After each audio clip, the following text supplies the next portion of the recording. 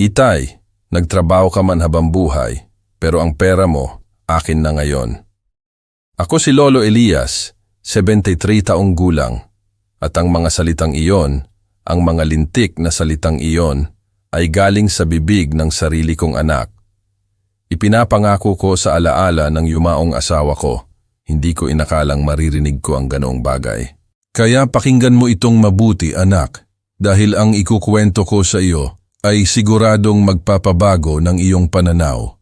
Sa huli, sabihin mo sa akin, ano ang gagawin mo kung ikaw ang nasa kalagayan ko? At ikwento mo rin sa akin kung anong syudad ka nakikinig dahil kailangan marating ng kwentong ito ang dapat makarinig. Pero dahan-dahan tayo anak para maintindihan mo kung paano kami humantong doon. Kailangan kong sabihin sa iyo kung sino ako. Buong buhay ko nagtrabaho ako ng husto. Mula pa noong 15 anyos ako, gumigising na ako bago sumikat ang araw. Nagsimula ako sa konstruksyon, tapos sa pabrika ng tela, at sa huling 20 taon, may sarili akong carpentry shop dito sa Quezon City. Walang pambihira, pero marangal. Pinalaki namin ng asawa kong si Lola SP, naway sumalangit nawa siya, ang dalawa naming anak, si Monica at si Junior. Ibinigay namin sa kanila ang lahat ng kaya namin, at pati na ang hindi na namin kaya. Ilang beses kaming hindi kumain ng hapunan para lang may pambili sila ng libro sa eskwela. Ibinenta ko ang nag-iisa kong magandang barong Tagalog para lang mapag-aral si Monica sa kolehiyo. At alam mo ba, wala akong pinagsisisihan. Ganyan ang ginagawa ng isang ama. Nang magkasakit si SPL 5 taon na ang nakalipas, inubos ko ang huli kong sentimo sa doktor, gamot at panggagamot. Walang nangyari, pero sinubukan ko ang lahat. Ang babae ng buhay ko ay nawala at naiwan akong nag-iisa sa bahay na ito kung saan kami sumaya sa loob ng 40 na taon. Ang mga anak ko, may sarili na silang buhay. Si Monica, kasal sa isang accountant. May maganda silang bahay sa isang subdivision sa QC. Si Junior naman, nakatira sa Davao, nagtatrabaho sa isang kumpanya ng computer. Pareho silang profesional, salamat sa Diyos. Ako naiwan dito kasama ang aking mga alaala at pang-araw-araw na gawain. Kape ko sa umaga, ang talyer ko sa hapon. Isang simpleng buhay, pero tahimik, hanggang 3 linggo na ang nakalipas. Nagsimulang dumalas ang pagdalaw ni Monica. Noong una, masaya ako. Ang bait naman ng anak ko, naaalala ang tatay niya, naisip ko. May dala siyang tinapay, tinatanong ako kung kumusta na ako. At pinag-uusapan namin ang nakaraan. Pero may kakaiba sa mga pagdalaw niya. Laging nagmamasid siya sa bahay ng mabuti. Nagtatanong siya ng mga kakatwang bagay. Itay, inayos mo ba lahat ng papeles mo? O naisip mo na ba kung ano ang mangyayari sa bahay kapag wala ka na? Sinasabi ko sa kanya na huwag siyang mag-alala sa mga bagay na iyon, na marami pa akong taon. Pero nagpupumilit siya. Mas mabuting ihanda na lahat, Itay. Baka sakali. Ang mga salitang iyon, baka sakali, ay laging lumalabas sa bibig niya. Isang hapon may dinala siyang mga brochure. Retirement Village, ang tawag niya. Tingnan mo Itay ang gaganda. May mga hardin, activities, mga kaedad mo. Hindi ka mag-iisa. Pero hindi naman ako nag-iisa, sabi ko. May mga kapitbahay ako, may talyer ako, may bahay ako. Oo, Itay. Pero hindi ba masyadong malaki ang bahay na ito para sa iyo lang? At paano kung may mangyari sa iyo at walang makakita? Nagsimula siyang magtanim ng pagdududa sa isip ko. Nagsimula siyang ipadama sa akin na para akong pabigat, na para akong pasan-pasan niya. At ako, na laging malakas, ay nagsimulang magduda. Naisip ko na baka tama nga siya, na baka masyado na akong matanda para alagaan ang sarili ko. Hay, ako pa. Noong nakaraang linggo dumating siya ng maaga, mga 7:00 ng umaga. May mga papel siyang hawak at nakangiti siya. Ngiting alam ko na ngayong peke. Itay, kailangan ko ng pabor, sabi niya. Kailangan mong pirmahan ito. Mukhang importante ang mga papel, maraming teksto na hindi ko maintindihan. Ano ito anak? Para protektahan ka, Itay. Para maging ligtas ang pera at bahay mo. Sa edad mo, mas mabuti kung may mas bata na ang bahala sa lahat. Baka sakali may mangyari sa iyo. Ayan na naman ang baka sakali na iyon. Pero maayos naman ako. Sabi ko. Oo, Itay. Pero wala namang nakakaalam. Mas mabuting mag-ingat. Tsaka accountant ako, alam ko ang mga bagay na ito. Magtiwala ka sa akin. At nagtiwala ako. Siyempre nagtiwala ako. Anak ko siya, ang batang binuhat ko noong sanggol pa, ang tinuruan kong magbisikleta, ang tinulungan ko sa math sa loob ng maraming taon. Pumirma ako nang hindi ko binasa ng mabuti. Pumirma ako dahil inakala kong inaalagaan ako ng anak ko. Iyon ang una kong pagkakamali. Dahil makalipas ang 2 araw, nang pumunta ako sa bangko para mag-withdraw ng pera para pambili ng gamit sa talyer. Doon ko narinig ang mga salitang sinabi ko sa iyo kanina. Itay, nagtrabaho ka man habang buhay, pero ang pera mo, akin na ngayon. At sa sandaling iyon, anak, parang tumigil ang mundo ko. Kinabukasan matapos sabihin ni Monica ang mga salitang iyon, hindi ako makapaniwala sa narinig ko.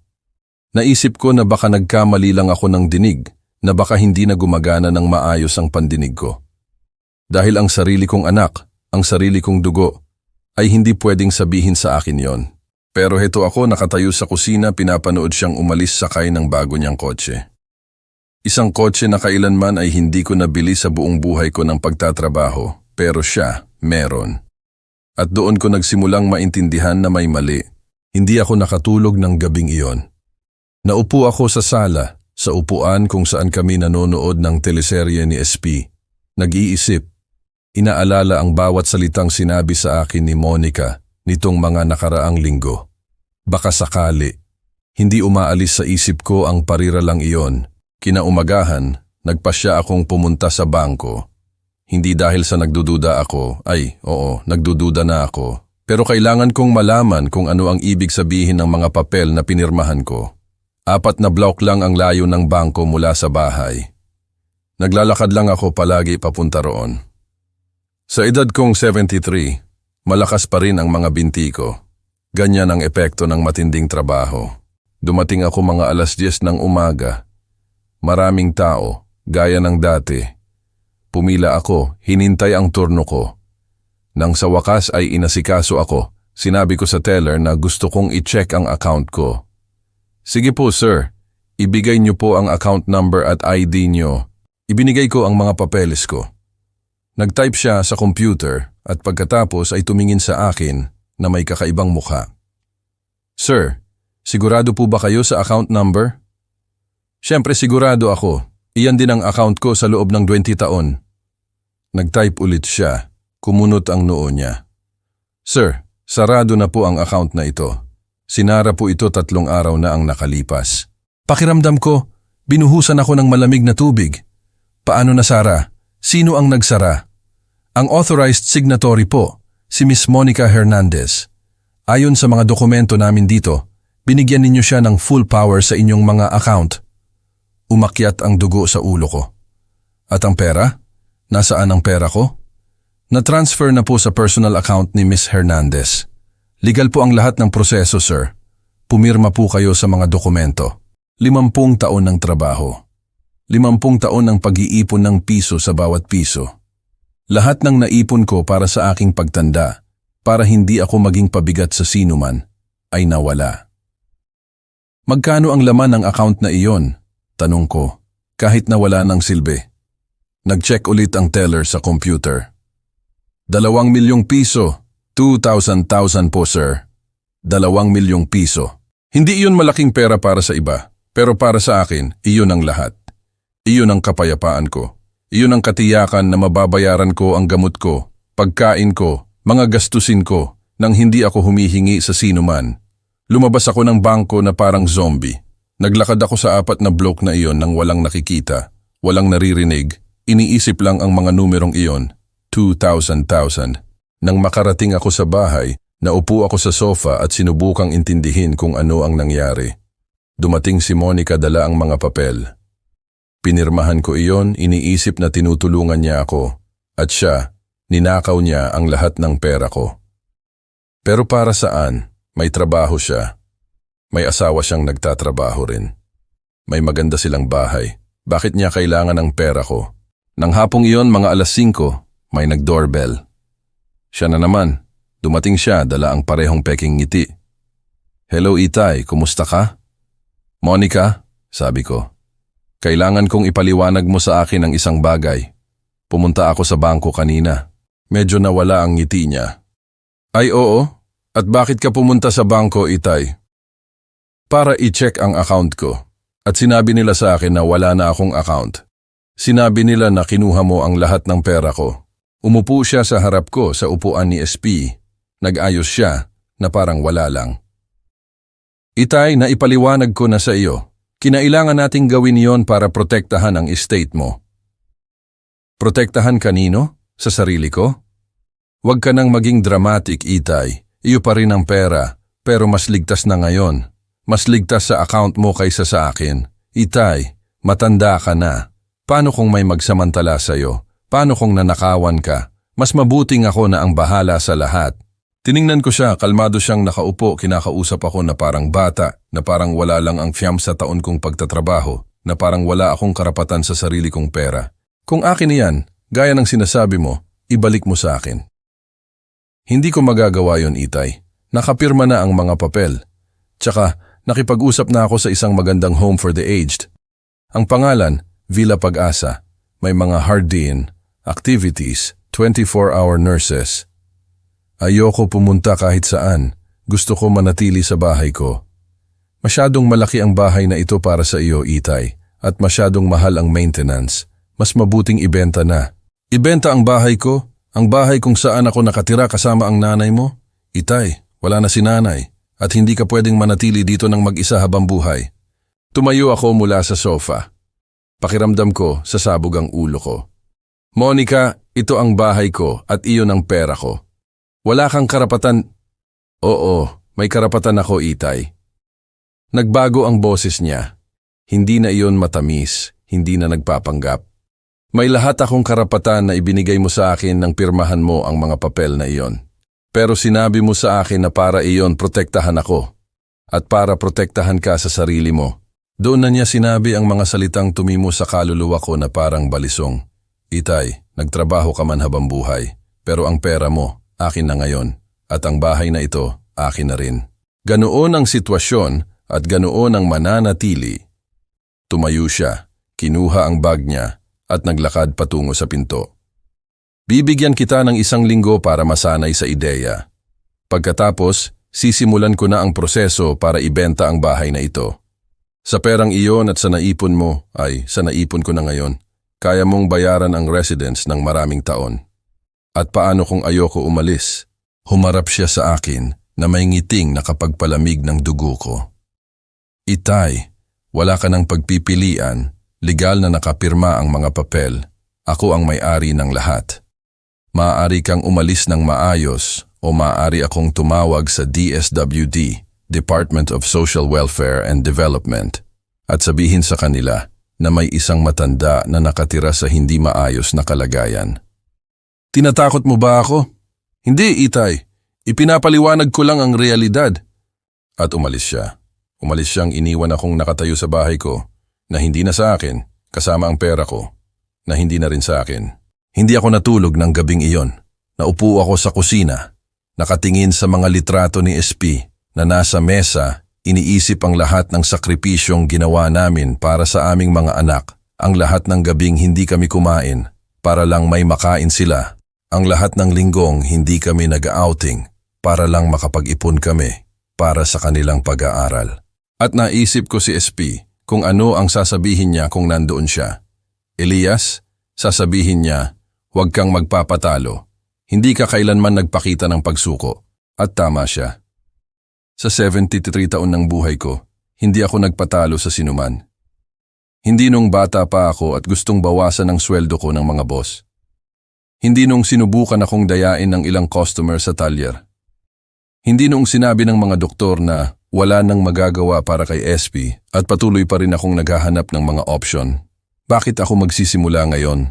Inakala ni Monica na nanalo na siya, na ang tatay niya ay isang matanda na tatahimik na lang, natatanggapin na ipadala siya sa isang home for the aged habang ginagastos niya ang perang pinagpawisan niya sa loob ng 50 taon. Pero hindi niya ako kilalang mabuti. Dahil ng gabing iyon, habang nakaupo ako sa kusinang iyon kung saan ako nag-almusal kasama ang asawa ko sa loob ng 48 na taon, nagsimula akong mag-isip, magplano. Gusto ni Monica na makipaglaro ayon sa mga patakaran ng papel, ng mga abogado, at ng mga legal na dokumento. Pero ako, makikipaglaro ako ayon sa mga patakaran ng buhay. At sa mga patakarang iyon, mas marami akong karanasan kaysa sa kanya. Nagsisimula pa lang ang laban. Ang sumunod na 3 araw ay ang pinakamahaba sa buhay ko. Hindi lang dahil sa malungkot ako, kundi dahil nagpaplano ako. At kapag nagpaplano ang isang 73 taong gulang na lalaki, anak, ginagawa niya iyon dala ang lahat ng karanasan na naipon niya sa buhay. Ang una kong ginawa ay tawagan ang kumpare kong si Karomi. Nagtrabaho siya kasama ko sa talyer sa loob ng 50 na taon bago magretiro. Pero bago iyon, naging pulis siya sa loob ng 20 taon. Kung may sino mang marunong mag-imbestiga ng mga bagay-bagay, siya iyon. Elias, sabi niya nang ikinuwento ko sa kanya ang lahat. Sigurado ka ba sa sinasabi mo? Hindi pwedeng ginawa iyon ni Monica. Kasing sigurado ako na wala na si SP sa atin, kumpare. Nagkaroon ng mahabang katahimikan sa kabilang linya. At ano ang balak mong gawin? Kailangan kong tulungan mo akong imbestigahan ang ilang bagay. Alam mo kung paano gawin iyon.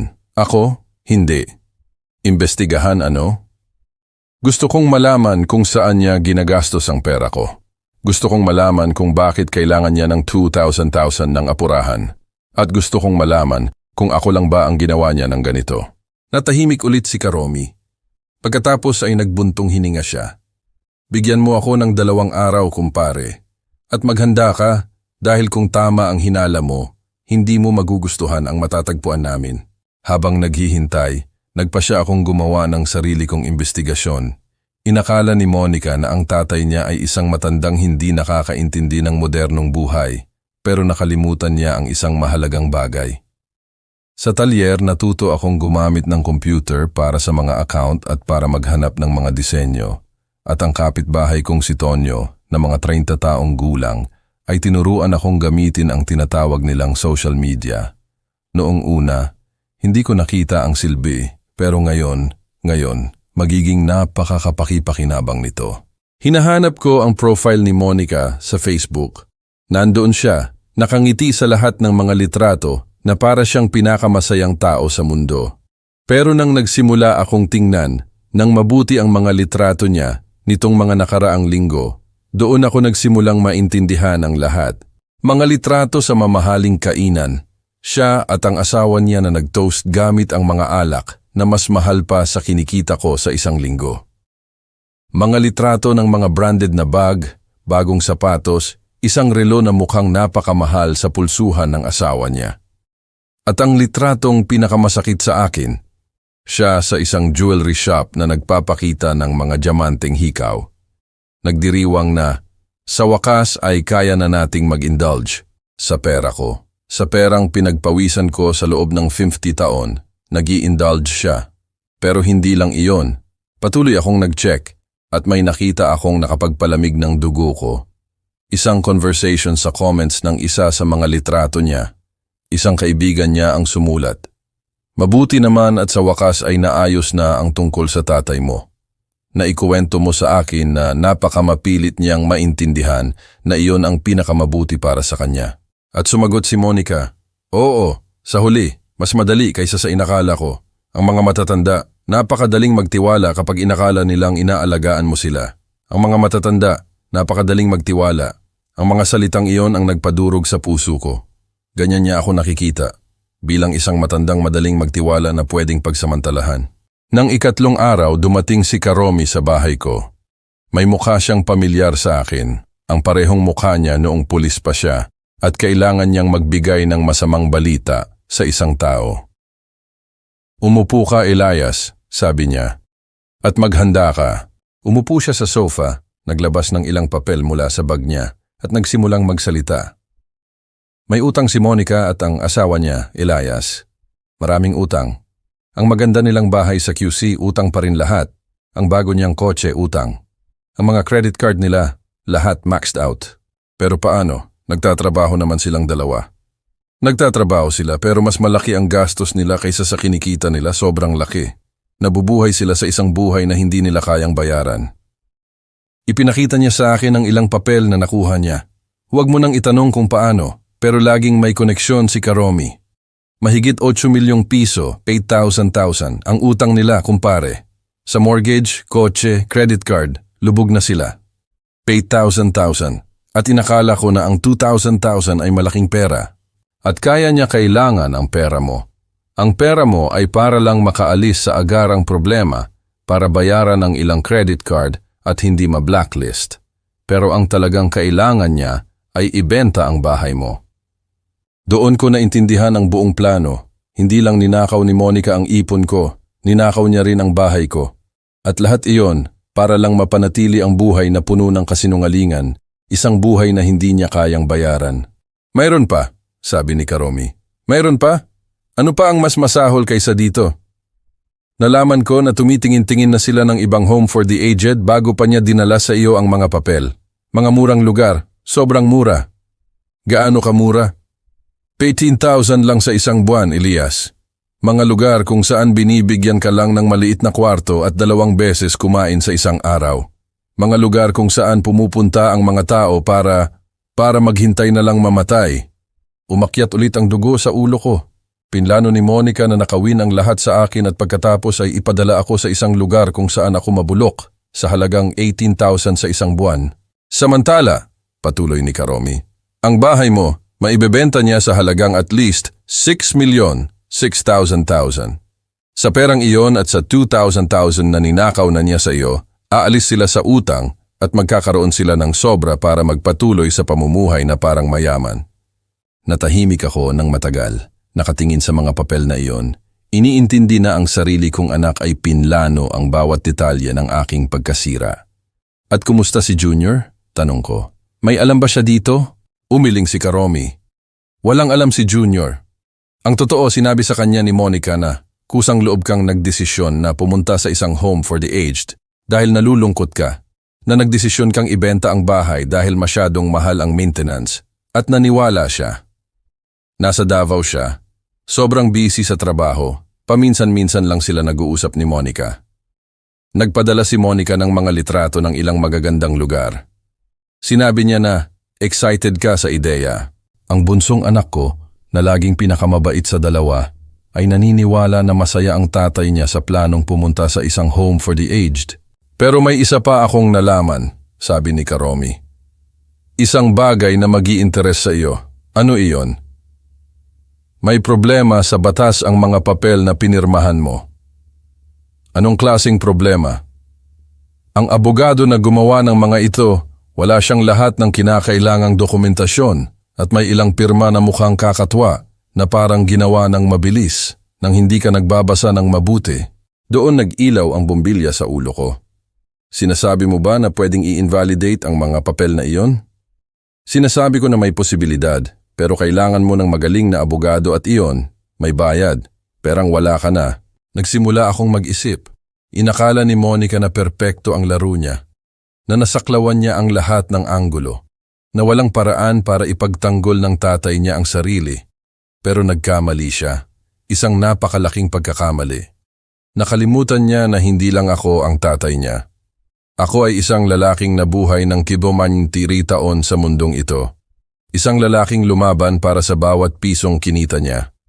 Isang lalaking natuto na sa buhay, kapag may nagtaksil sa iyo, hindi ka pwedeng mag-krus-braso na lang. Karomi, sabi ko. Kailangan kong ipa-appointment mo ako sa pinakamagaling na abogado na kilala mo. Elias, sinabi ko na sa iyo na may bayad yon. Makukuha ko ang pera.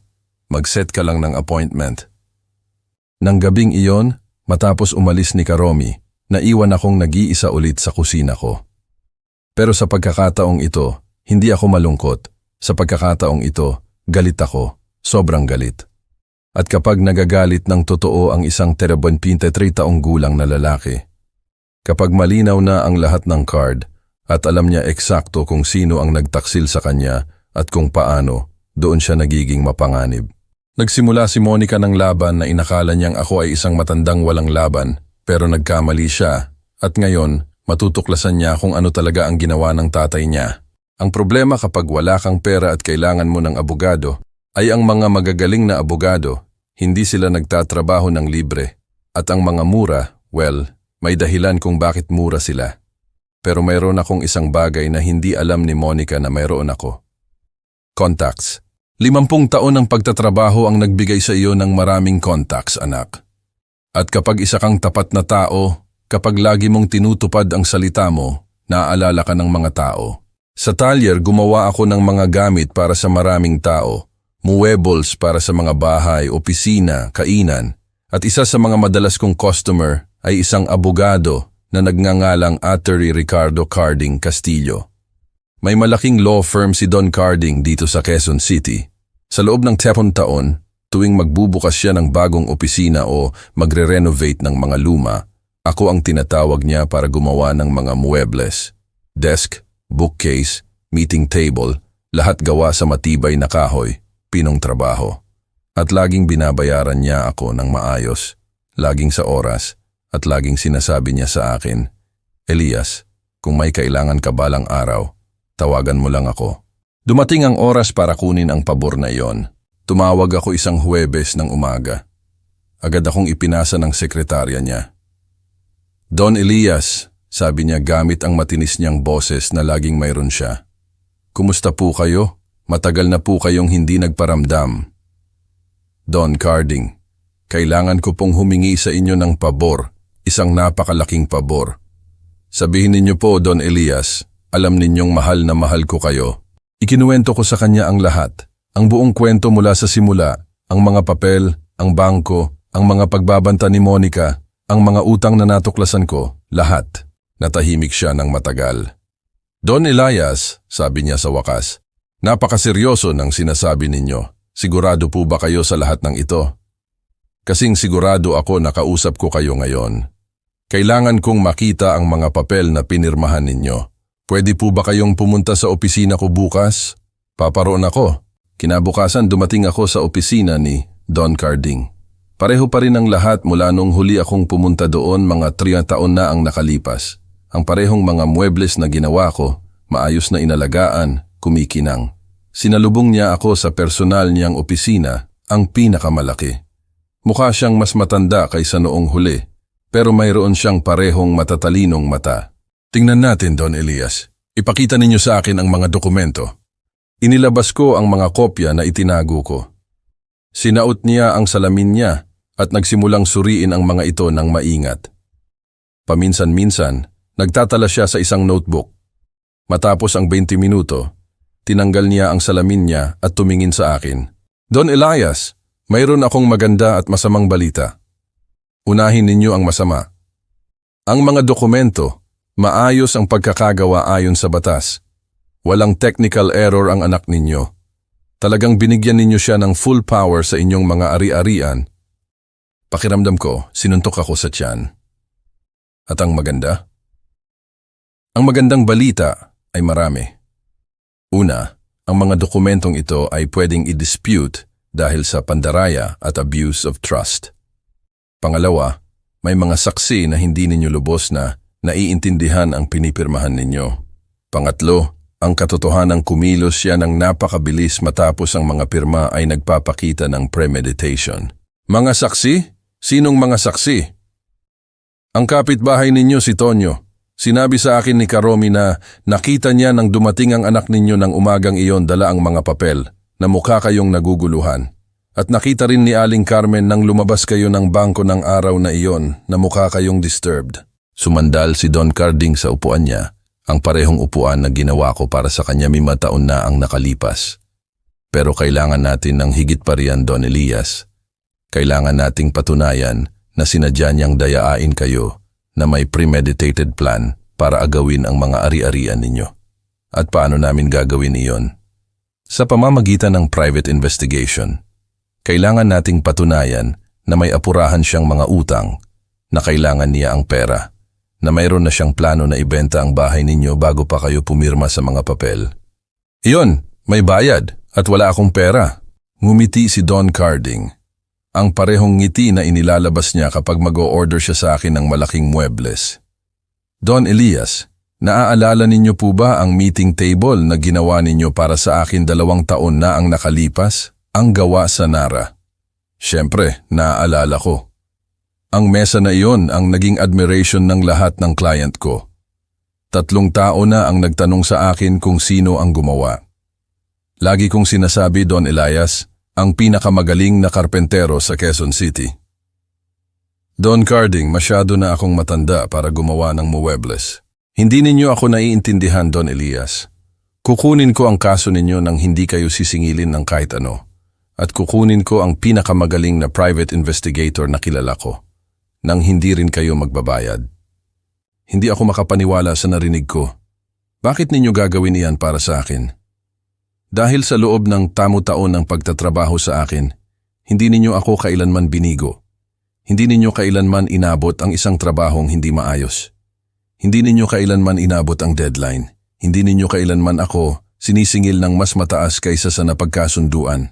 Sa mundong puno ng sinungaling at mapagsamantala, ikaw ay laging isang taong may isang salita. Tumayo siya mula sa upuan niya at naglakad patungo sa bintana. Bukod pa rito, Don Elias, ang ginawa sa inyo ng anak ninyo ay hindi lang mali sa moral. Ito ay isang krimen. At hindi ko pwedeng payagan na pagsamantalahan ng mga tao ang mga matatanda sa ganitong paraan.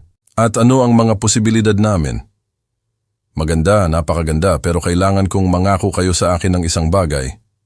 Ano man? Nasusundin ninyo ang mga tagubilin ko ng by the letter na wala kayong gagawin ng sarili lang ninyo. Nahahayaan ninyo akong asikasuhin ang lahat ayon sa batas. Nangangako ako. Perpekto! Ngayon, ang una nating gagawin ay kumuha ng lahat ng posibleng ebidensya. Ire-review ng investigator ko ang finances ng anak ninyo, ang social media niya, ang mga transaksyon niya sa bangko, lahat. At samantala, ano ang gagawin ko? Magpapanggap kayo na isang matandang nagbitiw na. Magpapanggap kayo na tinatanggap ninyo ang lahat ng gusto niya, na sumasang-ayon kayo na pumunta sa home for the aged, na naiintindihan ninyo na iyon ang pinakamabuti para sa inyo. Magpapanggap? Oo. Kung maghinala siya na lumalaban kayo ayon sa batas, pwedeng bilisan niya ang pagbenta ng bahay ninyo, pwedeng sirain niya ang ebidensya, pwedeng komplikaduhin niya ang lahat. Kailangan natin siyang magtiwala na maniwala siyang panalo na siya. Bumalik si Don Carding sa desk niya at naglabas ng maliit na recorder. Ano yan? Ang siguro ninyo, Don Elias, sa susunod na dumating ang anak ninyo para kausapin kayo, ire-record ninyo ang buong usapan. Kailangan nating magsalita siya, ipaliwanag ang mga plano niya, kumpirmahin ang alam na natin. Legal ba yan? Sa sarili ninyong bahay na nagre-record ng isang tao na nagbabanta sa inyo. Perpektong legal. Ipinakita niya sa akin kung paano gamitin ang recorder. Napakaliit, kasya sa bulsa ng kamiseta ko. Isa pa, Don Elias. Aabutin ito ng oras, mga linggo, baka buwan. Handa po ba kayo para doon? Don Carding, naghintay ako ng 50 taon para maipon ang perang iyon. Pwede akong maghintay ng ilang buwan para maibalik ito. Perpekto. Magsisimula na ang investigator ko bukas. At kayo, magsisimula kayong umarte bilang ang pinakamagaling na aktor sa Quezon City. Umalis ako sa opisina na iyon na iba ang pakiramdam. Sa unang pagkakataon sa loob ng 2 linggo, may pag-asa ako, may plano ako, may tulong ako. Inakala ni Monica na nanalo na siya sa laro, na ang tatay niya ay isang matandang walang laban, natatahimik lang habang ninanakaw niya ang lahat ng pinagtrabahuan ko sa buhay. Pero hindi niya alam na ang tatay niya ay may mga kaibigan, mabubuting kaibigan, mga kaibigan na naaalala ang mga pabor, mga kaibigan na alam ang pagkakaiba sa pagitan ng tama at mali. At hindi niya alam na ang tatay niya, sa edad na 73, ay may ganang lumaban pa rin. Nagsisimula pa lang ang laban at ngayon mayroon na akong mga sandata para lumaban. Dumating ako sa bahay ng hapong iyon na may ngiti sa mukha. Ang una kong totoong ngiti sa loob ng mga linggo. Oras na para magsimula akong umarte. Ang umarte bilang isang matandang nagbitiw na, habang sa loob ay kumukulo ang galit, ay mas mahirap kaysa sa inaakala, anak. Pero nagpasya akong sundin ang mga tagubilin ni Don Carding ng by the letter. Kung sinabi niya na kailangan kong magpanggap, magpapanggap ako na mas mahusay kaysa sa mga aktor sa teleserye. Lunes ng umaga, 3 araw matapos ang meeting ko sa abogado, dumating si Monica sa bahay ko. Gaya ng dati, dumating siya ng walang pasabi na parang siya ang may-ari ng lugar na technically, ayon sa mga papel, siya na nga. Handa ako. Ang recorder ay nasa bulsa ng kamiseta ko, nakatago ng mabuti. Tinuruan ako ni Don Carding kung paano ito i-on nang hindi napapansin sa pamamagitan lang ng pagpindot sa isang maliit na button. "Hello, Itay," sabi niya nang buksan ko ang pinto. May hawak siyang mga brochure at ang peking ngiti na pamilyar na sa akin. "Hello, anak. Kumusta ka?" "Ayos lang, Itay. Dinalhan kita ng impormasyon tungkol sa Villa Pag-asa, ang lugar na ikinuwento ko sa iyo." Pumasok kami sa sala. Umupo siya sa paborito niyang upuan, ang upuan ni SP. Umupo ako sa harap niya at ang recorder ay umaandar. "Tingnan mo, Itay," sabi niya. Iniladlad ang mga brochure sa mesa. "Bumisita ako sa lugar. Napakaganda. May mga hardin, game room, activities para sa mga resident. Mukhang maganda ang mga brochure, hindi ko pwedeng itanggi iyon. Pero alam kong hindi iyon ang lugar na gusto niyang puntahan ko." "Mukhang maganda, anak," sabi ko, nagpapanggap na interesado. "At magkano?" "Huwag kang mag-alala tungkol doon, Itay. Sa perang naipon mo at sa kikitain natin sa pagbenta ng bahay na ito, kaya mong bayaran ng maraming taon." Ayan na naman. Ang perang naipon mo na parang akin pa rin. "Nagdesisyon ka na bang ibenta ang bahay?" "Oo, Itay. Nakipag-usap na ako sa isang real estate agent. Sabi niya, maibebenta niya ito ng mabilis, sa isang buwan maximum." "Magkano?" 5.8 milyon, 5,800,000. Magandang presyo iyon para sa bahay sa lugar na ito. 5.8 milyon. Mas mababa kaysa sa kinakalkula ni Karomi, pero sapat na para makaalis siya at ang asawa niya sa utang at magkaroon pa ng sobrang pera. "Tingnan mo, Itay," patuloy niya. "Alam kong mahirap ang lahat ng ito para sa iyo. Ang iwanan ng bahay kung saan ka nakatira kasama si nanay, ang magbago ng buhay sa edad mo, pero iyon ang pinakamabuti. Aalagaan ka, magkakaroon ka ng kasama, hindi ka mag-iisa." "Oo, tama ka, anak," sabi ko, nagpapanggap na sumasang-ayon. Masyado na akong matanda para alagaan ang napakalaking bahay na ito. Nagliwanag ang mukha niya nang marinig iyon. Inakala niya na sa wakas ay nakumbinsi na niya ang tatay niya. "Mabuti at ganyan ang pananaw mo, Itay. Alam kong sa huli, maiintindihan mo." "At kailan ang paglipat?" "Sa 2 linggo, sa Sabado. Na-reserve ko na ang lugar mo sa Villa Pag-asa. Isang napakagandang kwarto na may tanawin sa hardin. Lahat ay kasinungalingan. Lahat ay perpektong planado para wala akong oras mag-isip, magsisi o maghanap ng tulong. Naiintindihan ko, anak, kung iyan ang tingin mong pinakamabuti." "Oo, iyan ang pinakamabuti, Itay. Makikita mo, magiging napakasaya mo doon." Tumayo siya at naglakad sa sala. Tinitingnan ang mga muwebles, mga litrato, ang mga bagay na naging buhay namin ni SP. Ano ang mangyayari sa lahat ng mga bagay na ito? Itatago natin ang pinakamahalaga. Ang mga litrato mo at ni nanay, ilang personal na bagay. Ang iba, well, hindi mo na kailangan ang maraming bagay sa Villa Pag-asa. At ang mga gamit ko sa talyer? Itay, hindi mo na kailangan iyon. Sa edad mo, hindi ka na pwedeng gumawa ng mabibigat na trabaho. Ang mga gamit ko, ang mga gamit na pinagtrabahuhan ko sa loob ng 20 na taon, ang mga ginamit ko para gumawa ng muebles para sa buong syudad, ang mga ginamit ko para suportahan ang pamilya ko. Tama ka, sabi ko, kahit na sa loob ay nadudurog ang puso ko. Hindi ko na kailangan yon. Eksakto. Kakausapin ko ang ilang batang karpentero, tingnan natin kung interesado sila. Sa ganoong paraan magagamit pa iyon. Ibenta ang mga gamit ko na parang scrap iron, na parang wala lang ang 50 taon ng trabaho. Pero nagpatuloy ako sa pag-arte. Sa tingin ko, tama iyan anak. Alam mo ang ginagawa mo. Umupo ulit siya, pero ngayon, mas kalmado na siya, mas nagtitiwala. Itay, may isa pa tayong kailangang pag-usapan. Ano yon? Ang pera. Ang pera mo. Heto na ang maganda. Mahinhin kong pinindot ang button ng recorder para siguraduhin na gumagana. Anong meron sa pera ko? Gaya ng alam mo, nasa account ko na ngayon para protektahan ito. Pero kailangan nating magdesisyon kung paano natin ito iha-handle. Paano natin ito ihahandle? Oo, ang Villa Pag-asa ay nagkakahalaga ng 60,000 sa isang buwan. Sa pera mo at sa pagbenta ng bahay, kaya mong bayaran iyon ng 15 na taon, baka 20 kung ihahandle natin ng maayos. 60,000 sa isang buwan. 4 na beses na mas mahal kaysa sa murang lugar na gusto niyang puntahan ko. Mukhang maganda, anak, pero may problema. Anong problema, Itay? Kung ang pera ay nasa pangalan mo, bawat buwan, kailangan nating mag-transfer, mag-fill up ng mga papel, pumunta sa bangko. Napakakomplikado.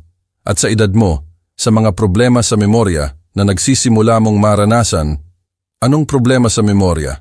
Itay, tinanong kita sa pangalan ng apo mo noong isang araw at nagtagal ka bago mo maalala. Kasinungalingan, naalala ko ng perpekto ang pangalan ng apo ko. Diego ang pangalan niya at 12 taong gulang siya. Tama ka, sabi ko. Minsan nakakalimutan ko ang mga bagay. Eksakto, kaya mas mabuti kung mananatili ang pera kung nasaan ito, sa account ko. Sa ganoong paraan, direkta kong mababayaran ang Villa Pag-asa bawat buwan ng walang komplikasyon. At kung kailangan mo ng pera para sa personal mong mga bagay, sabihin mo lang at ibibigay ko ang kailangan mo. Pero huwag kang mag-alala, kasama na ang lahat sa Villa Pag-asa. Pagkain, gamot, activities, hindi mo na kailangan ng maraming pera. Ayan na ang buong plano, perpektong malinaw. Kukunin niya ang pera ko para i-manage ito, pero hindi ko na ito makikita. At kung may kailangan ako, kailangan kong magpaalam sa kanya, na parang isang bata. Sa tingin ko, tama iyan anak. Mas alam mo ang mga bagay na iyan kaysa sa akin. Oo, Itay. Accountant ako, kaya ako nag-aral. Nag-aral gamit ang pera ko, para nakawin ang pera ko. At si Junior, ano ang masasabi niya tungkol sa lahat ng ito? Sumasang-ayon si Junior. Kinausap ko siya noong nakaraang linggo. Naniniwala rin siya na iyon ang pinakamabuti para sa iyo. Sinabi mo sa kanya ang tungkol sa Villa Pag-asa? Oo, nagpadala ako sa kanya ng mga litrato. Nagustuhan niya. Sabi niya, mukhang isang lugar na magiging napakasaya mo. Mas maraming kasinungalingan. Nakita ni Junior ang mga litrato ng Villa Pag-asa, hindi ang murang lugar na gusto niyang puntahan ko. At kailan siya bibisita sa akin? Ay, Itay, alam mo naman si Junior. Sobrang busy sa trabaho niya sa Davao. Pero sabi niya, sa sandaling settle ka na, pupunta siya para makita ang lugar. Sa panahong iyon, huli na ang lahat. Sa oras na malaman ni Junior ang tunay na nangyari, nakakulong na ako sa isang murang home for the aged, walang pera, walang bahay, walang kahit ano. Sige anak, sabi ko, tumayo mula sa sofa. Kung naniniwala kayo ni Junior na iyon ang pinakamabuti, ayos lang. Tumayo rin siya na may malaking ngiti sa mukha. Mabuti naman at tinatanggap mo ng maayos, Itay. Alam kong sa huli, maiintindihan mo. Naglakad siya patungo sa pinto, pero bago lumabas, humarap siya. Ah, Itay, isa pa. Ano? Huwag mong sasabihin sa sinuman sa mga kapitbahay ang tungkol sa Villa Pag-asa pa. Alam mo naman kung gaano sila kakulit. Mas mabuti na malaman nila kapag installed ka na. Ayaw niyang malaman ng mga kapitbahay dahil alam niyang magtatanong sila. Gusto nilang malaman kung bakit ako umaalis, kung saan ako pupunta, kung gusto ko ba talagang umalis. Sige anak, ikaw ang bahala. Perpekto, magkikita tayo sa Sabado ng maaga para tulungan kang mag-empake ng mga gamit mo. At umalis siya. Umalis siyang iniisip na nanalo na siya ng lubusan na ang tanga niyang tatay ay tinanggap ang lahat ng plano niya nang walang reklamo. Pagkasara ko ng pinto, in-off ko ang recorder. 40 minuto ng usapan kung saan inamin niya ang lahat, ang mga plano niya, ang mga kasinungalingan niya, ang tunay niyang intensyon. 40 minuto na magkakahalaga ng malaki sa kanya. Nang gabing iyon, tinawagan ko si Don Carding at ikinuwento ko sa kanya ang lahat. Perpekto, Don Elias. Sa recording na iyan, mayroon tayong malinaw na ebidensya ng pandaraya at abuse of trust. Bukas, pakikinggan natin iyan ng buo at ihahanda natin ang demanda. May sapat na tayo. Halos, ang investigator ko ay nakahanap ng mas marami pang bagay. Humingi si Monica ng 3 magkakaibang loan nitong nakaraang buwan. Lahat ay na-deny dahil sa masamang credit history niya at nahanap namin ang mga contract ng tunay na lugar na gusto niyang puntahan mo. Anong tunay na lugar? Ang pangalan ay Bahay Ampunan ni San Jose, 18,000 sa isang buwan. Isang maliit na kwarto na walang sariling banyo, 2 beses kumain sa isang araw. Walang kinalaman sa Villa Pag-asa, P18,000. Hindi man lang 15,000 na kinakalkula ni Karomi. Don Carding, sabi ko, gusto kong magbayad ang babaeng yan sa lahat ng ginawa niya sa akin. Magbabayad siya, Don Elias. Kukunin natin ang lahat ng ninakaw niya sa inyo at kailangan pa niyang magbayad ng damages. Matututo siya na ang mga magulang, hindi nilalaro. Ibaba ko ang telepono ng gabing iyon, mas maganda ang pakiramdam kaysa sa loob ng mga linggo. Inakala ni Monica na sa Sabado ay paalisin niya ako sa bahay ko magpakailanman, pero sa Sabado, ibibigay ko sa kanya ang surprise ng buhay niya. Noong Biyernes ng gabi, hindi ako makatulog. Hindi dahil sa kinakabahan ako, kundi dahil excited ako. Matapos ang 3 linggo na tinatrato ako ng sarili kong anak na parang isang matanda, sa wakas ay dumating na ang oras ng katotohanan. Nagtrabaho si Don Carding sa buong linggo. Nahanap ng investigator niya ang lahat ng kailangan namin. Ang mga utang ni Monica, ang mga loan na na-deny, ang mga litrato sa social media na ginagastos ang pera ko, ang mga contract ng murang home for the aged, lahat. At ang pinakamagandang bahagi, nakakuha siya ng court order para i-freeze ang pera ko. Hindi pwedeng galawin ni Monica ang kahit 1 sentimo hanggang sa maresolba ang kaso. Don Elias, sabi niya sa akin noong Huwebes, bukas, magiging isang napaka-espesyal na araw. Handa na po ba kayo? Mas handa kaysa kailanman, Don Carding. Ang plano ay perpekto. Darating si Monica ng 9:00 ng umaga gaya ng napagkasunduan, pero hindi niya makikita ang isang matandang nagbitiw na nag-e-empake ng mga gamit niya. Makikita niya ang isang surprise na hinding-hindi niya malilimutan. Nagising ako ng 6:00 ng Sabado, gaya ng dati, pero ang kape ko ng umagang iyon ay iba ang lasa, lasang tagumpay. 8:00, dumating si Don Carding kasama ang 2 pang tao, isang judicial officer at ang private investigator. Dumating din si Karomi na ayaw palampasin ang show. Kumusta ang pakiramdam ninyo, Don Elias? Tanong ni Don Carding. Parang birthday at Pasko ko ng sabay-sabay. Mga 8:50, tumunog ang telepono ko. Si Monica. Itay, paparating na ako. Naimpake mo na ba ang mga gamit mo? Oo, anak, handa na lahat. Perpekto. Sa 2 oras settled ka na sa bago mong tahanan. Kung alam lang niya kung anong bagong tahanan ang naghihintay sa kanya. 9:00 eksakto, nag-doorbell. Binuksan ko ang pinto gamit ang pinakamahusay kong mukha ng isang matandang nagbitiw na. Hello, Itay. Handa na para sa bago mong buhay? Hello, anak. Oo, handa na. Pumasok siya sa sala at doon natapos ang ngiti niya. Dahil nandoon si Don Carding, ang judicial officer, ang investigator, at si Karomi. Sino ang mga taong ito, Itay? Monica, sabi ko. At sa unang pagkakataon sa loob ng 3 linggo, ginamit ko ang tunay kong boses. Ang boses ng isang lalaking hindi nagpapatalo. Ipinapakilala ko sa iyo si Attorney Ricardo Castillo, ang abogado ko. Namutla siya na parang papel. Ang abogado mo? Bakit mo kailangan ng abogado? Tumayo si Don Carding at inabot sa kanya ang ilang papel. Miss Hernandez, ako po ang abogado ng tatay ninyo at may court order ako para bawiin ang lahat ng ari-arian na ninakaw ninyo sa kanya. Ninakaw? Wala akong ninakaw.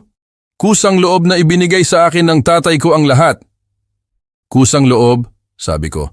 Kusang loob matapos mo akong dayain, matapos mong sabihin sa akin na para iyon protektahan ako. Itay, hindi mo naiintindihan. Lahat ng ginawa ko para sa kabutihan mo.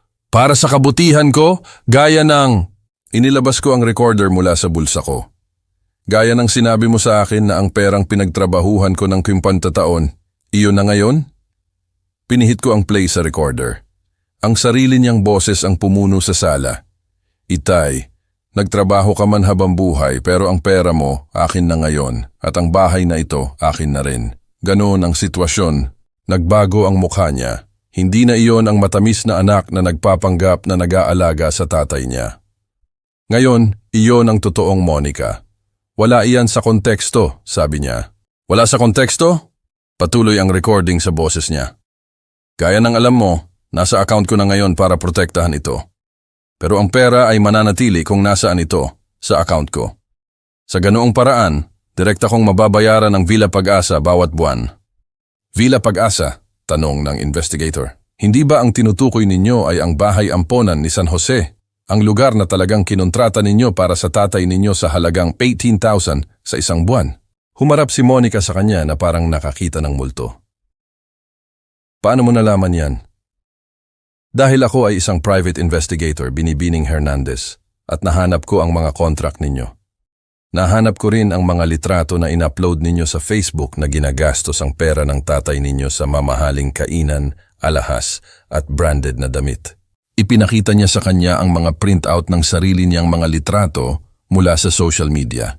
Nahanap ko rin ang mga utang ninyo, patuloy ng investigator. 80,000, 130,000 sa pagitan ng mortgage, credit card at personal loan. Iyan ay private, hindi ba? Hindi kapag may kaugnayan iyan sa krimen ng abuse of trust, sabi ni Don Carding. At ngayon, ipapaliwanag ko sa inyo kung ano ang mangyayari. Naglabas siya ng mas maraming papel mula sa briefcase niya. Una, ang court order na ito ay agad na i-freeze ang lahat ng perang ninakaw ninyo mula sa account ng tatay ninyo. Hindi ninyo pwedeng galawin ang kahit isang sentimo. Hindi nila pwedeng gawin iyan. Pangalawa, ang isa pang court order na ito ay ia-annul ang lahat ng dokumento na pinirmahan ng tatay ninyo sa ilalim ng pandaraya. Ang bahay ay babalik sa kanya. Imposible iyan. Maayos ang pagkakagawa ng mga papel. Maayos ang pagkakagawa ng mga papel pero nakuha iyon sa pamamagitan ng fraud. May mga saksi ang tatay ninyo na dinaya ninyo siya at mayroon tayong recording kung saan inamin ninyo mismo ang tunay ninyong intensyon. Bumagsak si Monica sa sofa. Hindi na siya ang tiwalang babae na dumating isang oras na ang nakalipas. Pangatlo, patuloy ni Don Carding. May ebidensya tayo na pinlano ninyo ang lahat ng ito ng ilang linggo bago. Ang mga naunang pagdalaw para kumbinsihin ang tatay ninyo. Ang mga contract sa murang home for the aged. Ang mga quotation para ibenta ang bahay. At pang-apat, sumingit ako. Ngayon, malalaman ng buong pamilya kung anong klase ka talagang tao. Anong pamilya? Sa sandaling iyon, tumunog ang doorbell. Si Junior, ang bunso kong anak. Kinausap siya ni Don Carding at ipinaliwanag ang buong sitwasyon. Nang pumasok si Junior at nakita ang eksena, agad niyang naintindihan ang nangyayari.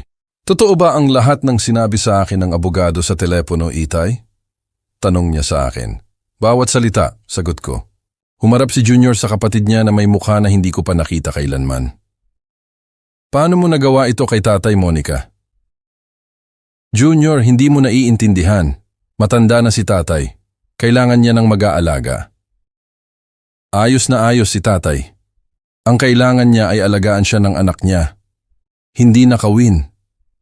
Hindi ko ninakaw. Ay, hindi. Junior was furious. Kung gayon, ano ang ginawa mo? Bakit nasa account mo ang pera niya? Bakit mo ibebenta ang bahay niya nang hindi mo ako tinatanong? Natahimik si Monica. Wala siyang sagot na hindi kasinungalingan. At isa pa, patuloy ni Junior. Nagpadala ka sa akin ng mga litrato ng Villa Pag-asa, isang lugar na nagkakahalaga ng 60,000 sa isang buwan. Pero ipinakita sa akin ng abogado ang contract ng tunay na lugar, 18,000. Saan napunta ang natitirang 42,000? Ganap na katahimikan. Sa bulsa mo, hindi ba? Gaya ng lahat. Lumapit si Don Carding kay Monica. Miss Hernandez, ipapaliwanag ko sa inyo kung ano ang mga option ninyo. Maaari ninyong ibalik agad ang lahat ng pera ng tatay ninyo at pirmahan ang pagbabalik ng mga dokumento ng kusang loob. O maaari kayong maghintay na magdesisyon ng judge. At pagkatapos, hindi lang ninyo kailangang ibalik ang lahat, kundi magbabayad pa kayo ng malaking multa at maaari pa kayong humarap sa criminal charges para sa abuse of trust. Criminal charges? Ang pagnanakaw sa isang matanda sa pamamagitan ng pandaraya ay isang grave offense sa Pilipinas. Maaari kang makulong. Nagsimulang umiyak si Monica, pero hindi iyon luha ng pagsisisi. Luha iyon ng galit dahil nabigo ang plano niya. Hindi ito patas, sabi niya sa gitna ng paghikbi. Gusto ko lang tulungan ang tatay ko. Tulungan ako? Tumayo ako mula sa sofa. Tulungan ako sa pamamagitan ng pagpapadala sa akin sa isang murang home for the aged habang ginagastos mo ang pera ko sa mga luho? Tulungan ako sa pamamagitan ng pagsisinungaling sa kapatid mo? Tulungan ako sa pamamagitan ng pagtatangka na ibenta ang bahay kung saan ako nakatira kasama ang nanay mo? Itay, huwag mo akong tawaging Itay. Ang isang ama ay isang taong rinespeto mo, inaalagaan mo, minamahal mo. Hindi isang taong pinagsasamantalahan mo. Lumapit si Junior sa kanya. Monica, may dalawang option ka. Gawin mo ang sinasabi ng abogado ngayon o ako mismo ang bahala na malaman ng buong pamilya kung ano ang ginawa mo kay tatay, mga kusin, tiyo, tiya, lahat. At lahat ng kapitbahay din, dagdag ni Karomi. Dahil ako ang bahala na malaman ng lahat ng tao sa komunidad na ito kung anong klase kang anak. Pinunasan ni Monica ang mga luha niya at tumingin sa aming lahat na may galit. Sige, pipirmahan ko ang mga papel, pero hindi dahil sa nagsisisi ako, kundi dahil wala na kayong ibang ibinibigay na option sa akin. Hindi mahalaga kung bakit mo iyon gagawin, sabi ko. Ang mahalaga, gawin mo iyon. Inilabas ni Don Carding ang panghuling dokumento. Dito kailangan mong pumirma para ibalik ang lahat ng pera sa account ng tatay ninyo, dito para i-annul ang mga power na ibinigay niya sa inyo, at dito para i-transfer ulit ang bahay sa pangalan niya. Pinirmahan ni Monica ang bawat papel na parang binubunutan siya ng ngipin. Nang matapos siya, inilagay ni Don Carding ang lahat ng dokumento. Perpekto. Sa Lunes ng umaga, ang lahat ng pera ay babalik sa account ni Don Elias at ang bahay ay legal na sa kanya na ulit. Tumayo si Monica para umalis. Pero bago siya makarating sa pinto, humarap siya. Itay, balang araw ba?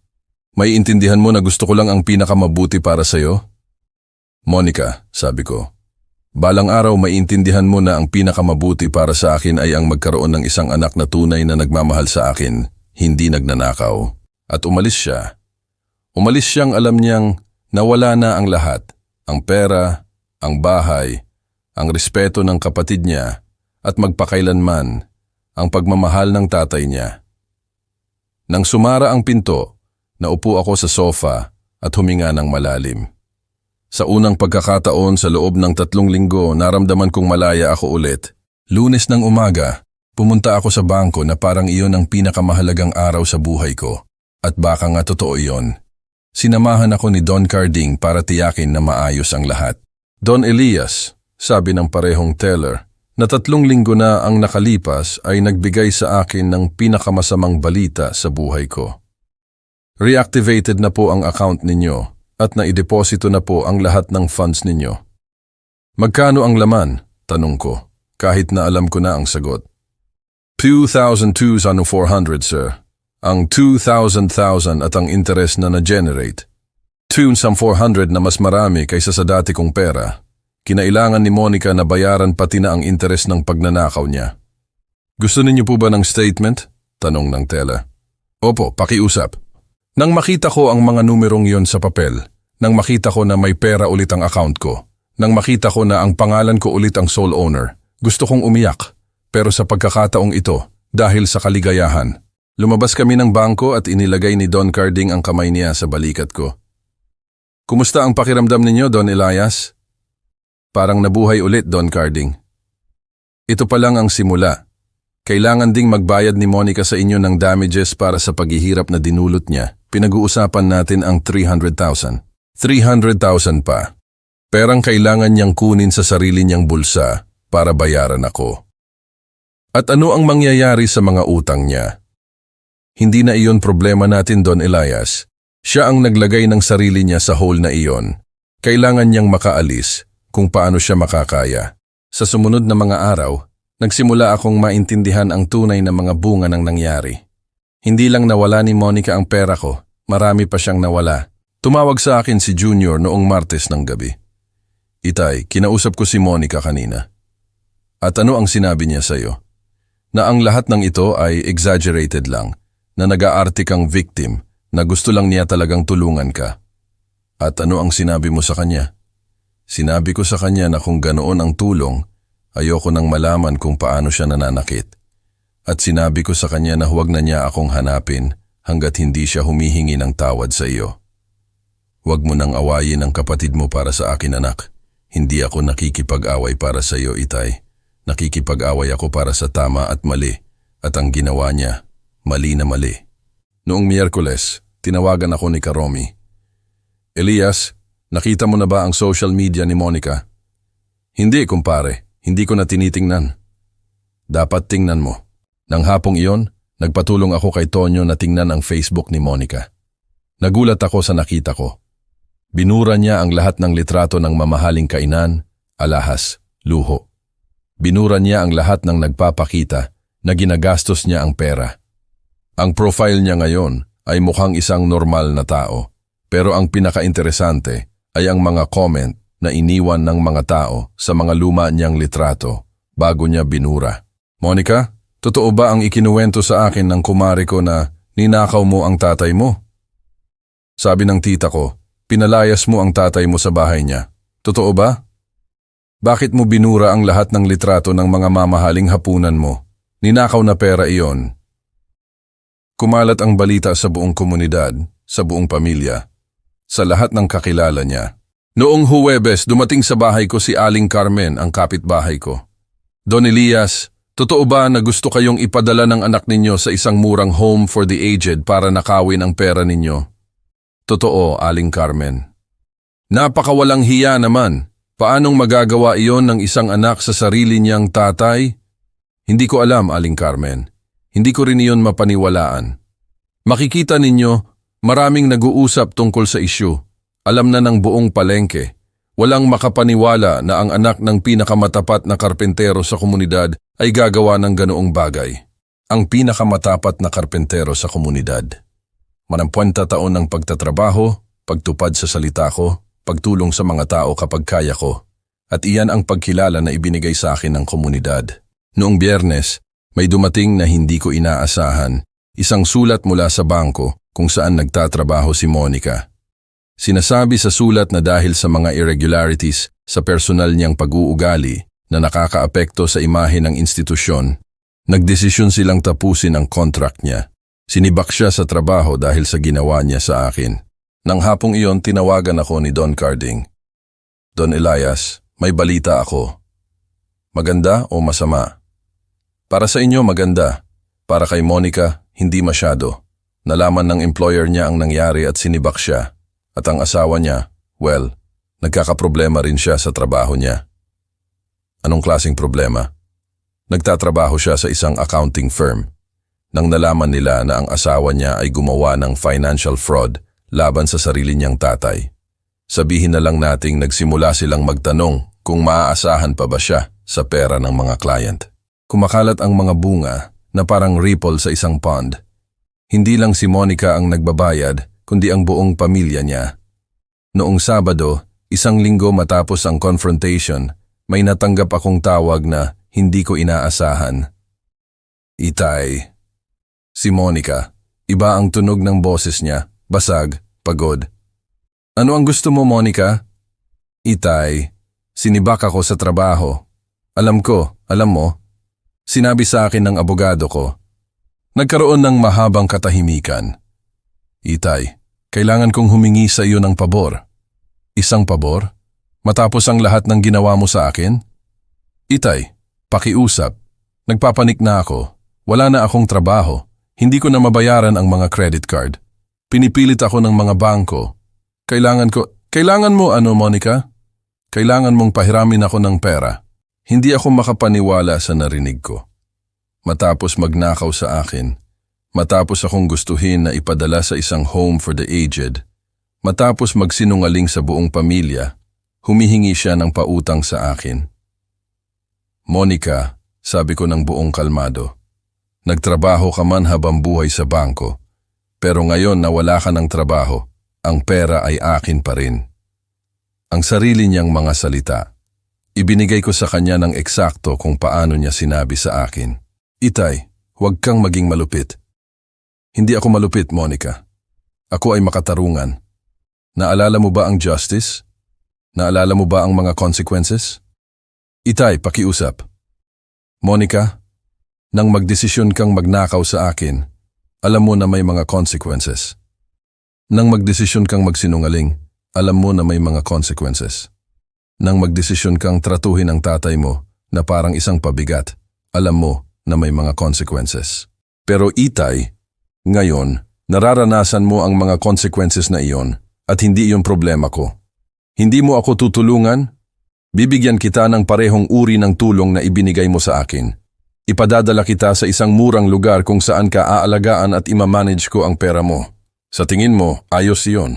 Natahimik siya. Hindi mo sa tingin mo ayos iyon? Ang kakatwa naman. Sa akin din, hindi rin yun ayos noong gusto mong gawin sa akin. Itay, anak mo ako. Ang mga anak, inaalagaan ang mga magulang nila, Monica. Hindi sila ninanakawan. Nagdesisyon kang hindi maging anak ko nang magdesisyon kang magnakaw sa akin. Ngayon, mamuhay ka sa desisyong iyon. At ibinaba ko ang telepono. Nang gabing iyon, naupo ako sa kusina ko, umiinom ng kape ko gaya ng dati. Pero iba ang lahat. Ang pera ko ay nasa account ko kung saan dapat ito. Ang bahay ko ay akin ulit at ang dignidad ko ay bumalik. Nagbabayad si Monica sa mga ginawa niya at payapa ako sa bagay na iyon. Dahil minsan, anak, ang justice ay hindi nagmumula sa langit. Minsan, kailangan mong itayo iyon ng ikaw mismo gamit ang pasensya, gamit ang talino at gamit ang tulong ng mabubuting tao. At kapag dumating iyon, kapag sa wakas ay dumating iyon, mas masarap pa sa anumang paghihiganti. Isang buwan ang lumipas matapos kong bawiin ang lahat ng akin, isang buwan ng kapayapaan na matagal ko nang hindi naramdaman. Kakaiba ang gumising bawat umaga na alam mong ang pera mo ay nasa account mo, na ang bahay mo ay iyo, na walang sino mang pwedeng kumuha sa iyo ng pinagtrabahuan mo sa buong buhay mo. Pero ang pinakamalaking kapayapaan ay iba, ang malaman na hindi ko na kailangang magpanggap. Hindi ko na kailangang umarte bilang ang matandang nagbitiw na tumatanggap ng lahat. Hindi ko na kailangang ngumiti habang sa loob ay namamatay ako sa galit. Bumalik ako sa pagiging ako si Don Elias, ang lalaking hindi nagpatalo sa sinuman. Isang hapon, nasa talyer ako. Inaayos ang isang upuan na nasira nang dumating ang kapitbahay kong si Tonyo. Don Elias, pwede po bang magtanong? Sige anak, ano ang gusto mong malaman? Paano ninyo nalaman na kailangan ninyong lumaban? Paano ninyo nalaman na hindi kayo pwedeng manahimik na lang? Nag-isip ako ng matagal. Isang mahalagang tanong iyon. Alam mo ba, Tonyo? Noong una, naisip ko talagang manahimik na lang. Naisip ko na baka kailangan kong tanggapin ang nangyayari sa akin, na baka masyado na akong matanda para lumaban. At ano ang nagpabago ng isip ninyo? Si SP, ang asawa ko. Oo, isang gabi noong pinakamalungkot ako, naaalala ko ang isang bagay na laging sinasabi niya sa akin. Elias, ang araw na tumigil ka sa pakikipaglaban para sa iyo, sa araw na iyon, tumigil ka na sa pagiging ikaw. Umupo si Tonyo sa isang bench na ginawa ko mga taon na ang nakalipas. Tama siya, Don Elias. Lagi siyang tama, anak, at napagtanto ko na kung hindi ako lalaban, hindi lang ako nagtataksil sa lahat ng pinagtrabahuhan ko sa buhay. Nagtataksil din ako sa alaala niya. At hindi kayo nagsisisi na naging masyadong matigas kay Monica? Nagsisisi. Tonyo, ninakawan niya ako. Nagsinungaling siya sa akin. Gusto niya akong ipadala sa isang murang home for the aged para kunin ang pera ko. Ano ang dapat kong pagsisihan? Pero anak ninyo siya. Anak ko siya. Nang magdesisyon siyang magnakaw sa akin, nagdesisyon siyang tumigil sa pagiging anak ko. Nang parehong linggo, may nangyari na hindi ko inaasahan. Dumating si Junior mula sa Davao para bisitahin ako. Itay, sabi niya. Bumalik ako dahil gusto kong malaman mo ang isang bagay. Ano iyon, anak? Ipinagmamalaki kita. Ipinagmamalaki? Oo, Itay. Ipinagmamalaki na lumaban ka. Ipinagmamalaki na hindi ka nagpatalo. Ipinagmamalaki na tinuruan mo si Monica na may consequences ang mga ginagawa. Hindi mo ba sa tingin mo ay masyado akong matigas sa kanya? Matigas, Itay? Kukunin niya ang lahat sa iyo. Ipadadala ka niya sa isang nakakatakot na lugar para kunin ang perang pinagpawisan mo ng 50 taon. Hindi ka naging matigas. Naging makatarungan ka. Nanatili sa akin si Junior sa loob ng 3 araw. Nanatili sa akin si Junior sa loob ng 3 araw. Pinag-usapan namin ang maraming bagay. Ang nanay niya, ang trabaho niya, ang mga plano niya. Pero higit sa lahat, pinag-usapan namin ang nangyari. Itay, may kailangan akong sabihin sa iyo. Ano iyon? Tumatawag sa akin si Monica. Gusto niyang kausapin kita na humingi ako ng tawad para sa kanya. At ano ang sinabi mo sa kanya? Sinabi ko sa kanya na ang tawad ay hindi hinihingi sa telepono, na kung talagang nagsisisi siya, siya mismo ang pumunta para humingi sa iyo. At ano ang sagot niya? Na hindi niya kayang tingnan ang mukha mo, na sobrang nahihiya siya. Kung gayon, mamuhay siya sa kahihiyan na iyon, gaya ng namuhay ako sa pagtataksil. 1 buwan at kalahati matapos ang trial, tinawagan ako ni Don Carding. Don Elias, may magandang balita ako. Maganda o masama? Para sa inyo, maganda. Para kay Monica, hindi masyado. Nagdesisyon ng judge tungkol sa damages. Magkano? 300,000. Kailangan bayaran ni Monica ang halagang iyon para sa emotional damage na dinulot niya sa inyo. 300,000 pa. Perang kailangan niyang kunin sa kung saan man para bayaran ako. At kung hindi siya makabayad? Kung gayon, i-embargo namin ang mga ari-arian niya, ang kotse niya, ang mga muebles niya, kung ano man ang kailangan. 2 araw na ang nakalipas, nakatanggap ako ng check para sa 300,000. Hindi ko alam kung saan niya yon nakuha, pero binayaran niya. Sa perang iyon, gumawa ako ng isang bagay na matagal ko nang iniisip mula nang matapos ang lahat ng problema. Pumunta ako sa bangko at nagbukas ng isang espesyal na savings account. Para saan ang account na ito, Don Elias? Tanong ng manager sa akin. Para sa apo ko, para kay Diego, ang anak ni Junior. Gusto ko na pagdating niya ng 18 taong gulang, may pera siya para mag-aral ng gusto niya. Idineposito ko ang buong 300,000 sa account na iyon. Hindi ninyo gagamitin ang kahit anong bahagi ng perang iyon para sa inyo. Hindi. Mayroon na ako ng akin. Ang perang ito ay nagmula sa pagtataksil ng anak ko, pero magagamit ito para sa isang mabuting bagay, para magkaroon ng mas magandang kinabukasan ng apo ko. Nang gabing iyon, tinawagan ko si Junior at ikinuwento ko sa kanya ang ginawa ko. Itay, hindi mo kailangang gawin iyon. Oo, kailangan kong gawin iyon, anak. Mahalaga na may magandang lumabas sa isang masamang bagay. Sobrang magpapasalamat si Diego. Ayoko siyang magpasalamat. Gusto kong maintindihan niya na ang lolo niya ay laging nandyan para sa kanya anuman ang mangyari. Nang gabing iyon, nakaupo ako sa kusina ko, umiinom ng kape ko gaya ng dati. Nag-isip ako sa lahat ng nangyari sa nakaraang 2 buwan.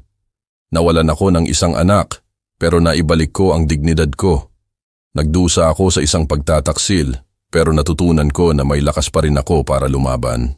Natuklasan ko na ang mga taong pinagkakatiwalaan ko ng lubusan ay pwedeng magtaksil sa akin, pero natuklasan ko rin na may mabubuting tao na handang tumulong sa akin. At natutunan ko ang isang napakahalagang bagay. Sa edad na 73, kaya ko pa ring isulat ang sarili kong kwento. Walang sino mang magdedesisyon para sa akin kung paano matatapos ang buhay ko. 3 buwan matapos kong bawiin ang lahat ng akin, inakala ko na tapos na ang kwento, na natuto na si Monica ng leksyon niya, na naibalik ko na ang kapayapaan ko at magpapatuloy na ang bawat isa sa sarili niyang landas. Pero minsan, nagugulat ka ng buhay kapag hindi mo inaasahan. Isang Martes ng hapon, nasa talyer ako, tinatapos ang isang maliit na mesa na in-order sa akin ni Aling Tessie sa dulo ng kalye. Nang narinig kong may kumakatok sa pinto ng bahay ko, pumunta ako para buksan. At nandoon siya, si Monica. Pero hindi na siya ang tiwala at mayabang na Monica na dumating para magnakaw sa akin noong mga buwan na ang nakalipas. Iba na siya. Mukha siyang mas payat, mas maputla. Nakasuot siya ng simpleng damit, hindi ang mga mamahaling damit na gusto niyang isuot. At sa mga mata niya, mayroon siyang isang bagay na kailanman ay hindi ko pa nakita, tunay na kapakumbabaan. "Hello, Itay," sabi niya ng napakahina ng boses. "Anong ginagawa mo dito, Monica? Pumunta ako para kausapin ka, kung papayagan mo ako." Nakatayo ako sa pinto, hindi makapagdesisyon kung papasukin ko ba siya o hindi. Kausapin tungkol saan? Para humingi ng tawad, pero tawad na totoo. Tiningnan ko siya, nakatayo siya doon at naghihintay ng sagot ko. At sa unang pagkakataon sa loob ng mga buwan, hindi ko nakita sa kanya ang calculating woman na nagtangkang magnakaw sa akin. Nakita ko ang anak ko, ang batang binuhat ko noong maliit pa. "Pumasok ka," sabi ko. Pumasok kami sa sala. Umupo siya sa gilid ng sofa na parang hindi siya komportable na nandoon. "Itay, alam kong wala akong karapatan na nandito matapos ang ginawa ko sa'yo." "Hindi, wala ka. Pero kailangan kong pumunta. Kailangan mong malaman na nagsisisi ako sa lahat." "Nagsisisi ka ba dahil nahuli ka o dahil naintindihan mo ang ginawa mo?" Natahimik siya ng matagal. Noong una, nagagalit ako na idinimanda mo ako. Naisip ko na nag-e-exaggerate ka, na gusto lang talaga kitang tulungan. At ngayon? Ngayon, naiintindihan ko ang talagang ginawa ko. Ninakaw kita, Itay. Ninakaw ko ang sarili kong tatay, ang lalaking nagtrabaho sa buong buhay niya para ibigay sa akin ang lahat ng mayroon ako. Napuno ng luha ang mga mata niya, pero sa pagkakataong ito, hindi iyon ang mga peking luha na iniyak niya noong araw ng trial. Mukhang totoo ang mga ito. "Alam mo ba kung ano ang pinakamasakit sa akin?" Tanong niya sa akin. "Ano?" "Na nawala ko ang tatay ko. Na dahil sa pera, nawala ko ang pinakamahalagang lalaki sa buhay ko." "Monica, hindi ako umalis kahit saan. Ikaw ang nagdesisyon na magnakaw sa akin. Alam ko at alam kong marahil ay hinding-hindi mo ako mapapatawad, pero kailangan mong malaman na naiintindihan ko ang ginawa ko, na naiintindihan ko kung bakit mo ako pinarusahan, kung paano mo ako pinarusahan." "Paano kita pinarusahan?" "Binawi ko lang ang akin." "Hindi, Itay. Ang parusa ay hindi ang pagbawi mo ng pera mo. Ang parusa ay ang pagkawala ng respeto mo, ang pagkawala ng pagmamahal mo." Pinunasan niya ang mga luha niya gamit ang kamay niya. "Alam mo ba kung ano ang pinakamahirap nitong mga buwan? Ang mamuhay na alam kong ang sarili kong tatay ay tinitingnan ako bilang isang magnanakaw. Dahil iyon ang ako, hindi ba? Isang magnanakaw na nagnakaw sa tatay niya. Hindi ako sumagot dahil iyon ang totoo. At alam naming dalawa iyon. Itay, nawala ko ang trabaho ko. Nagdi-divorce kami ni Miguel. Kinailangan kong ibenta ang kotse ko para bayaran ang mga utang. Nakatira ako sa isang maliit na apartment na halos hindi ko kayang bayaran. At nangyari ang lahat ng iyon. Bakit? Dahil gusto kong mamuhay ng isang buhay na hindi ko kayang bayaran. Dahil sa halip na humingi ako ng tulong sa iyo ng matapat, nagdesisyon akong magnakaw sa iyo. Monica, kung sinabi mo sa akin na may problema ka sa pera, tutulungan kita. Hindi sa 2,000, pero sa kung anuman ang kaya ko. Alam ko at iyon ang pinakamasakit sa akin, na sinira ko ang lahat para sa wala, na pwede akong magkaroon ng tulong mo, pero pinili ko ang pera mo. Tumayo siya mula sa sofa at naglakad patungo sa pinto. Itay, hindi ako pumunta para humingi ng tawad sa iyo. Alam kong aabutin iyon ng mahabang panahon. Marahil hindi kailanman mangyayari.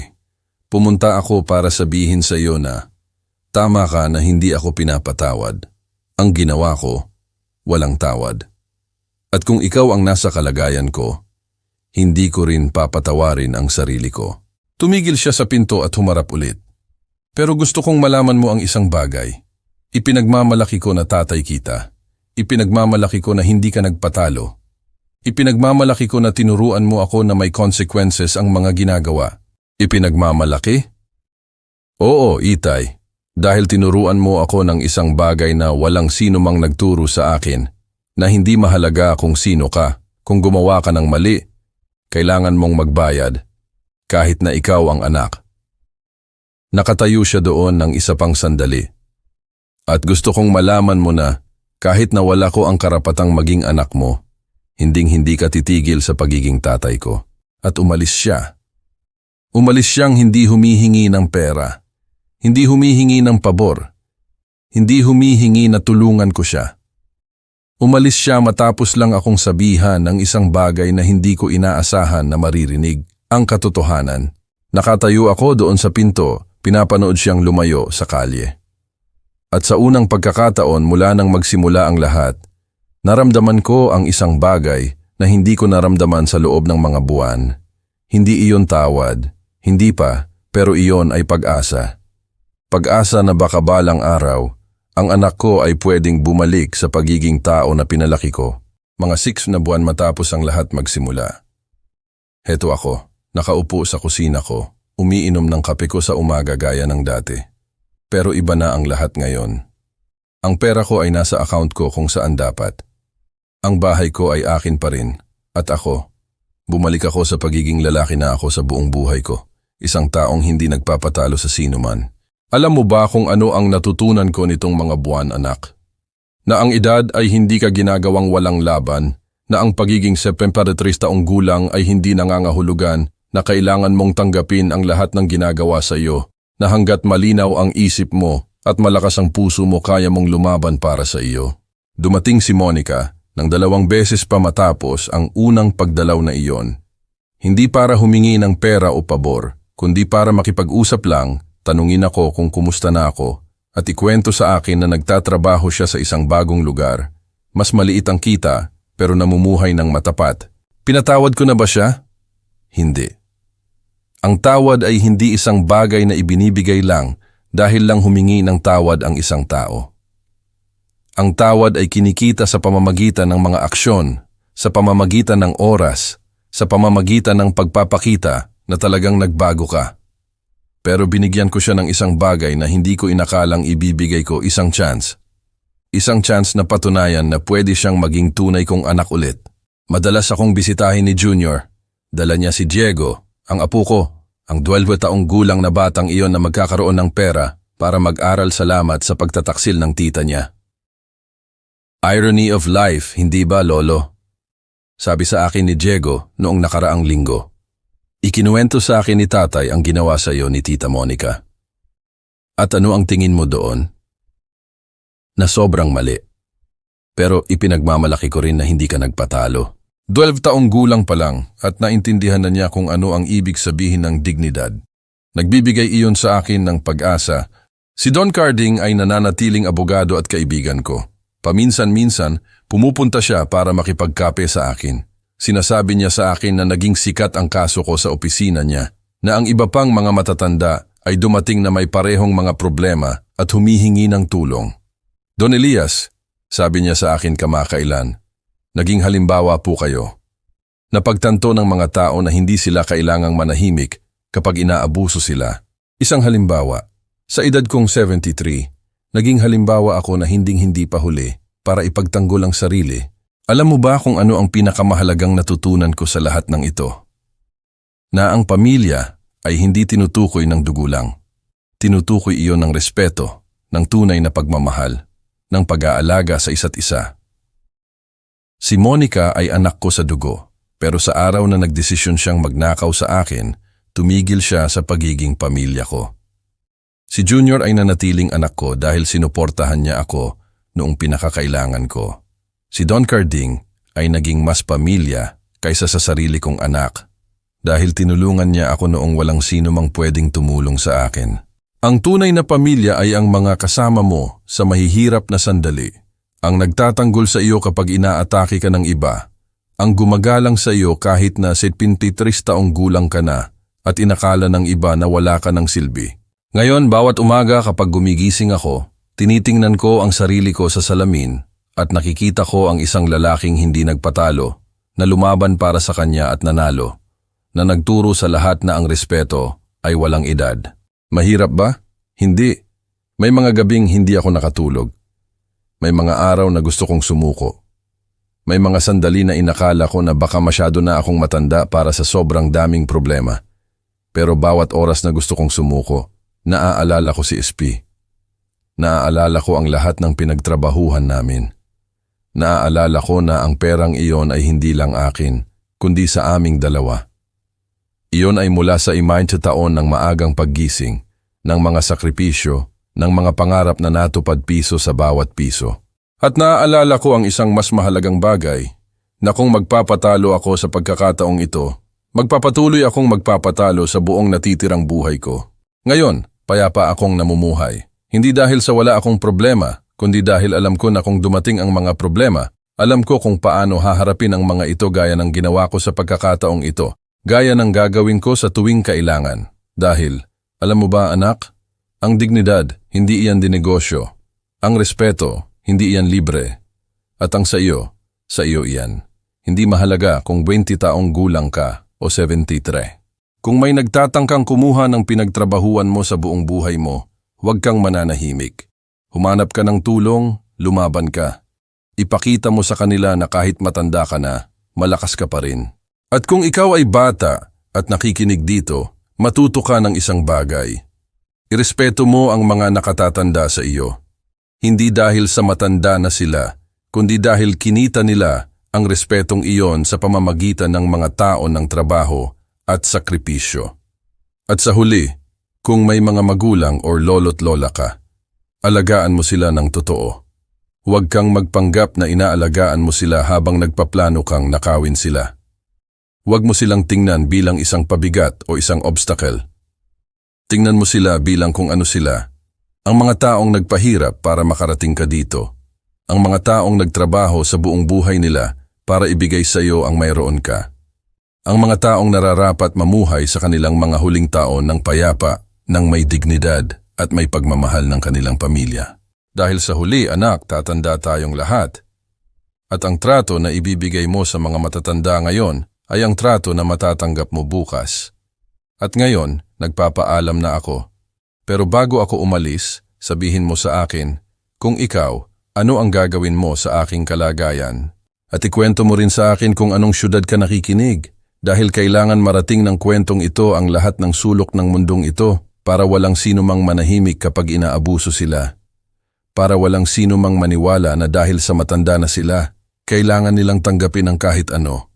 Hanggang dito na lang ang kwento ko anak. Ang kwento ng isang matanda na hindi nagpatalo.